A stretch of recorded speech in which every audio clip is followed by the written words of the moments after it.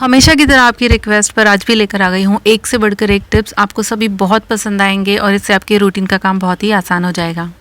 आजकल बारिशों का मौसम शुरू हो गया है और बारिश ना भी हो तब भी हमारे जो लोहे के इस तरीके के टूल्स होते हैं उनमें हमेशा जंग लग जाता है।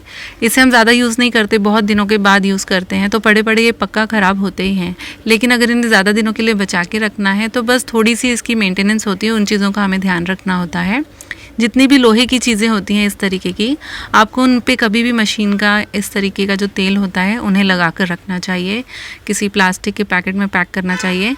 अगर आपके पास ये मशीन वाला तेल नहीं है तो घर में जो भी रेगुलर तेल है जो आप बाल पे लगाते हैं या फिर कुकिंग के लिए यूज़ करते हैं उनमें से भी कोई तेल यूज़ कर सकते हैं। तेल लगने की वजह से जो भी लोखंड का सामान होता है उसमें पानी का असर नहीं होता, पानी की जो नमी होती है वो लोखंड पर नहीं लगती और जिसकी वजह से जंग नहीं लगता। तो ये सालों साल चमकते भी रहते हैं, तेज़ रहते हैं और बिना जंग के ज़्यादा दिनों तक चलते हैं। और अगर जो पकड़ वगैरह है जहाँ से हम उसे घुमाते हैं, अगर ऐसी वाली कोई इंस्ट्रूमेंट है आपकी, ऐसी वाली कोई टूल है तो जहाँ से वो हिलता है वहाँ पर तो आपको पक्का ही तेल लगाना होता है। और यही चीज़ आप दरवाज़ों के साथ भी कर सकते हैं। जो दरवाजे लगे होते हैं उन पे भी आपको तेल लगाना चाहिए। अगली जो मेरी टिप है वो कढ़ाई को लेकर है। जो कढ़ाई के साथ हमें ढक्कन मिलता है वो उस कढ़ाई पे तो अच्छे से फिट आता है, लेकिन अगर कोई और कढ़ाई होती है जो साइज़ में उस ढक्कन से छोटी या फिर बड़ी होती है तो इस तरीके के ढक्कन अच्छे तरीके से फिट नहीं आते हैं। तो उसके लिए एक हल्का सा ईजी सा जुगाड़ है, बहुत ही आसानी से आप कर पाएंगे। देखिए मैंने वो वाली कढ़ाई हटा दी है। अब इस कढ़ाई पर जब मैं ये ढक्कन लगाती हूँ तो ये हिलता है क्योंकि ये उसके साइज़ का नहीं है। देखिए इस तरीके से हो रहा है। तो उसके लिए हम क्या करेंगे, ढक्कन ऊपर अच्छी तरीके से टिका हुआ रहे उसके लिए इस तरीके की अगर रबर बैंड्स जो होती है वो हम यूज़ कर सकते हैं। अगर आपके पास ऐसी वाली रबर नहीं है तो जो नॉर्मल बालों की रबर बैंड होती है जिससे हम बच्चों के बाल वगैरह बनाते हैं पोनी करने के लिए, आप वैसी वाली रबर बैंड भी यूज़ कर सकते हैं। ऐसा करने से ढक्कन जो है कढ़ाई के ऊपर ज़्यादा अच्छे तरीके से फिट हो जाता है और कितनी भी कढ़ाई हिले ये अच्छी तरीके से ऊपर से बिल्कुल इंटैक्ट तौर पर उसके ऊपर टिका हुआ रहता है। तो ये टिप आप अपना सकते हैं, ढक्कन भले कढ़ाई से बड़ा हो या फिर छोटा। अगली जो टिप है वो इस तरीके के जो मिक्सर जार होते हैं उनका जो ये ब्लेड होता है जहाँ से वो घूमता है वहाँ से जाम होने लगता है। आपने अक्सर इस तरीके से नोट किया होगा। तो आपको क्या करना है कि कुछ दिनों के बाद, जैसे कि कुछ महीने गुजर गए हैं, 5-6 महीने गुजर गए हैं, तो उनमें एक बार आपको इस तरीके जो नट बोल्ट होता है वहाँ पर आपको तेल लगाना चाहिए। मैंने यहाँ पे नारियल का तेल लगाया है, आप चाहें तो मशीन वाला तेल यूज़ कर सकते हैं या कोई और भी खाने वाला तेल यूज़ कर सकते हैं। अच्छी तरीके से सारे नट बोल्ट पर लगाने के बाद आप या तो इन्हें धूप में रखें।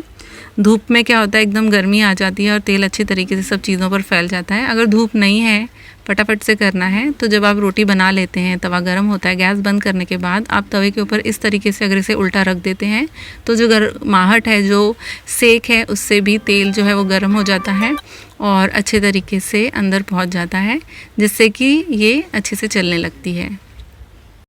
अगली जो टिप है वो नेल पेंट को लेकर है। कभी कभी ऐसा होता है कि हम नेल पेंट यूज़ करते हैं, नेल्स पर लगाते हैं और उसके बाद में हम उसे बंद करके रख देते हैं।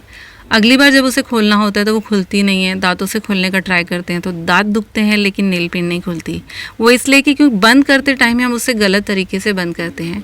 जब भी हम नेल पेंट्स लगाते हैं तो इसके जो ऊपर का यहाँ पे गर्दन होती है वहाँ पे नेल पेंट लग जाती है।